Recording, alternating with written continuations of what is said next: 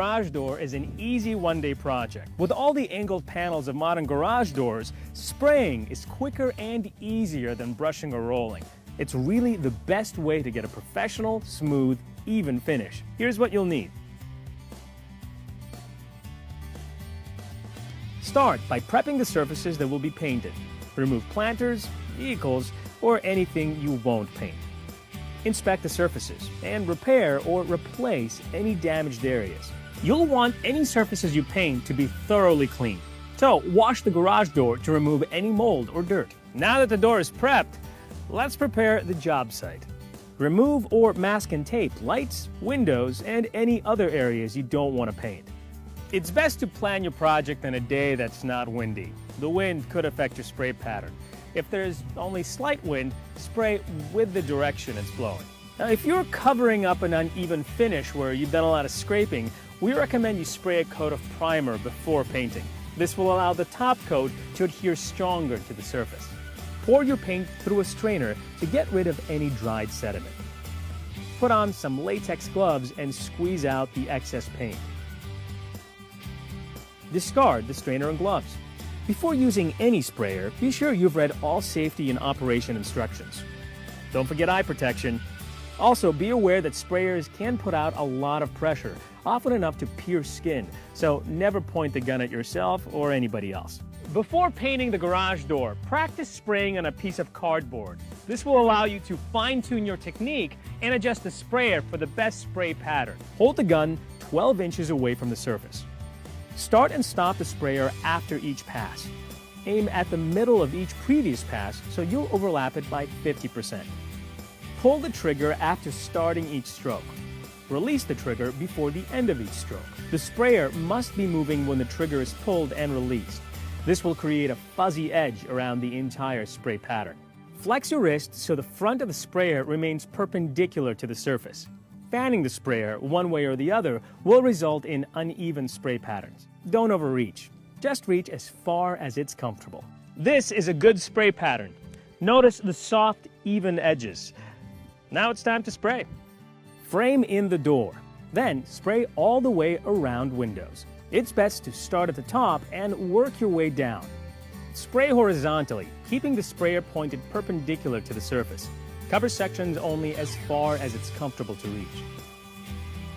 Once the paint's dry, remove all the tape, plastic, and coverings. Reattach the lights or any other hardware you may have removed. And that's all it takes to make your garage door look like new. Quick and easy. On to the next project. Quick Start Guide and Masking Guide.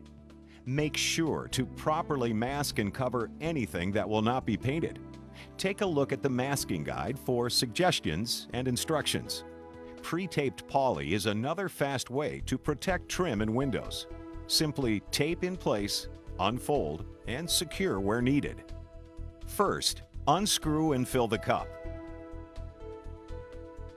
As a reminder, before screwing the nozzle onto the cup, make sure the suction tube is firmly in place. Align the suction tube toward the front of the gun if you plan to paint in a downward direction, and toward the back of the gun if you'll be painting upward. The lock and go feature allows you to quickly attach the nozzle to the turbine assembly. This procedure applies with both the eye spray and detail finish nozzles. It's important to properly set your controls for your specific project and material. The integrated spray controls let you adjust the power, material volume, spray width, and spray shape to achieve your desired results. Next, set the X-Boost power dial.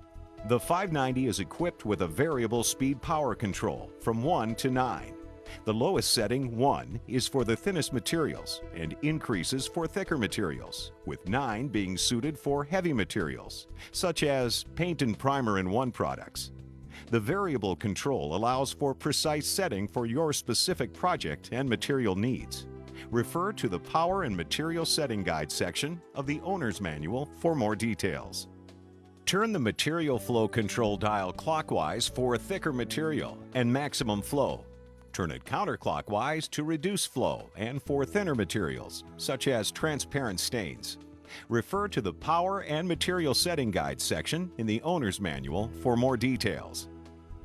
The adjustment ring on your Flexio 590 eye spray nozzle determines the width and shape of the spray pattern. You can adjust the spray pattern shape by moving the air cap to either the horizontal or vertical positions. The horizontal pattern is for spraying up and down, and the vertical pattern is for spraying side to side. A good rule of thumb is that the direction of the air cap horns signal the direction you should be moving when spraying. The red spray width lever can select between a narrow pattern or a wide pattern, suited for different applications. The detail finish nozzle is also adjustable with 3 pattern settings. Horizontal and vertical are the same as on the eye spray nozzle. The third setting is round, for intricate detailing and very narrow spaces. I want to leave a review for this air sprayer, the HomeRite Finish Max. You know, here is the model number. I'm not going to do a open the box and video for all that. I want to show you the video. I'm going to show you some videos here in just a minute of how I use it spraying a bookshelf. I bought this thing probably a couple months ago off of Amazon, and I was real reluctant about buying it, but I got to reading the reviews, and the reviews were very impressive. So I took a chance and I purchased this sprayer, and I must say the very first time that I used it, I was absolutely blown away. The reviews all were not kidding when they said that this is a very handy, very user-friendly, a quality sprayer. Saved me hours of work, and I just want to share with you a little bit about how easy it is to use. I am reviewing this HomeRite Finish Max sprayer. It's a very handy sprayer, very easy to use. It's high quality. It's the model number C800-766, and they provide you with this little cup. It's very, very important that you have the right consistency or the right thickness of the paint. So they provide you with this little cup here, and what you do is you dip it into the paint. And with this latex paint that I'm using, the paint needs to drain out of this little cup within 35 to 45 seconds. So here I am, I'm testing the paint and seeing it, I'm counting it to make sure that it's going to all be gone within 35 to 45 seconds. And if it's not, then what you have to do is go back and add some more water to your paint. If you're using enamel paint, you have to go back and add more paint thinner, or if you're using stain. But in the directions, it gives you different paints and different times. And once you get your paint at the right thickness, then what you want to take and do is take that paint and pour it into the sprayer cup. And once you get that sprayer cup full of paint, I usually fill it up right below the brim. And then make sure that when you're attaching it to the sprayer itself, that it's screwed on there properly and doesn't get cross-threaded. And you may have to kind of back it up back and forth, but you don't want to get it too tight. Here I'm actually using it to spray a bookcase that I built, and as you will see, it goes on quite easily. You want to make sure that when you're spraying that you don't keep it in one spot too long, because if you do, the paint will build up. Right here I'm adjusting the amount of paint that comes out.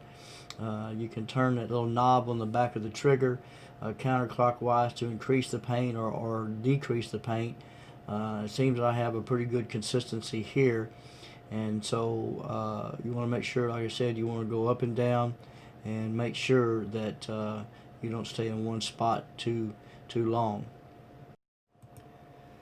One thing I need to point out is it's very important that whatever direction that you're going to be spraying, if it's going to be up or down, on the front of the tip there's this wing nut, and if you're going to be going up and down, then that little wing nut needs to be up and down. If you're going to be spraying back and forth, left to right, then that wing nut needs to be horizontal. going left to right.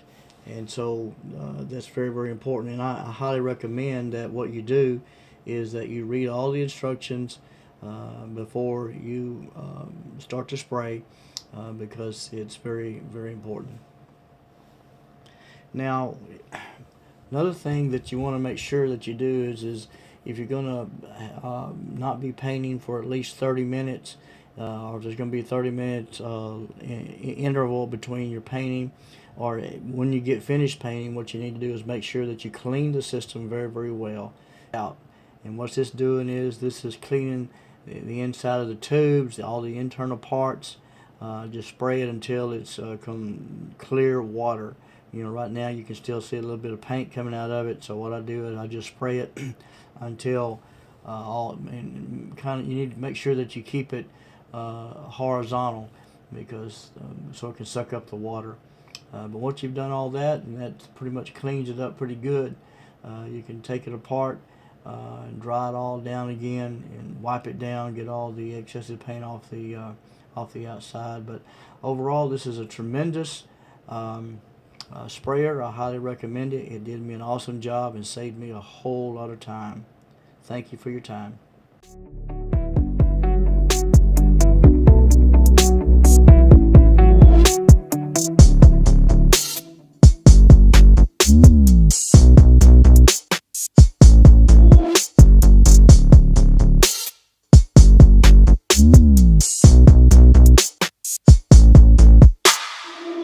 Using an airless sprayer will take a little time to get used to. If you're new to using airless spray equipment, please continue watching for some basic troubleshooting information. In this section, we will discuss, why isn't my sprayer running? My trigger can't be squeezed. The pump's not priming. My sprayer suddenly stops. There's not enough pressure. The power switch is on and the sprayer is plugged in, but the sprayer won't run. It's normal for the sprayer's motor to shut off when the system reaches the appropriate pressure setting. Generally, this means the pressure control knob is set at a minimum setting. Simply turn the pressure control knob clockwise to increase the pressure, and the pump should begin to run, and then will stop when it reaches pressure. Start spraying and the pump should start again. I can't squeeze the trigger. This generally means that the gun trigger lock is engaged and simply needs to be disengaged. The pump isn't priming. Generally, if the pump's not priming, one of four possible things has happened. The prime spray valve is at the spray position and it should be facing to the prime position. The inlet strainer is clogged with dried paint or debris and needs to be cleaned. The suction tube is not fully immersed into the paint. The inlet valve check ball may be stuck. If your sprayer has the push prime feature, push this button twice to loosen the inlet ball. For those sprayers that don't have the push prime feature, or if the sprayer will still not prime, remove the suction tube and place the eraser end of a pencil into the inlet section of the pump to dislodge the inlet ball. This will allow the pump to prime properly. Power flushing can also be effective in dislodging the inlet ball. When I'm spraying, the sprayer suddenly stops. If the sprayer suddenly stops while you're spraying, it most likely means the spray tip is clogged. Rotate the spray tip to the unclogged position and trigger the gun at a waste area to clear the clog. Rotate the spray tip back to the spray position to continue spraying. This will usually unclog the spray tip. If you are unable to rotate the tip to the unclogged position, you will need to relieve pressure first by turning your prime spray valve to prime. Then, rotate the spray tip to the unclogged position. Turn the prime spray valve to spray and pull the gun trigger at a waste area to clear the tip clog. Finally, remember to turn the spray tip handle back to the spray position so the arrow is pointing forward. The pump's running, but it's not building up enough pressure. This indicates the pump is not primed or has lost its prime. Some possible causes are: the inlet strainer might be clogged. The suction tube may not be fully immersed in paint. The paint pail may be empty. The inlet valve check ball could be stuck. Another possibility is that the suction tube could have an air leak. First, try tightening the connection to the sprayer. And if that doesn't work, check it for holes or kinks. The pump is running, but paint is barely dribbling out. Sometimes it spurts when you squeeze the trigger. Check to see if the pressure is set too low, the spray tip is clogged, the InstaClean filter or manifold filter is clogged, or the gun filter is clogged and restricting flow. Another possibility is that the spray tip is too large or it's simply too worn and needs to be replaced. If your spray pattern is more round and not as wide and narrow, your spray tip is probably worn and should be replaced. A worn tip will add labor and paint cost to your project. Resolving common airless sprayer difficulties is usually pretty easy, but if you require more detailed troubleshooting, please see your owner's manual. Insert a flex liner bag into the cup support. Fill the flex liner. If you found the video helpful, please remember to thumbs up and subscribe to my channel to see more videos like this in the future. If you have any questions related to these products, you can leave a comment below and I will get back to you as soon as I can.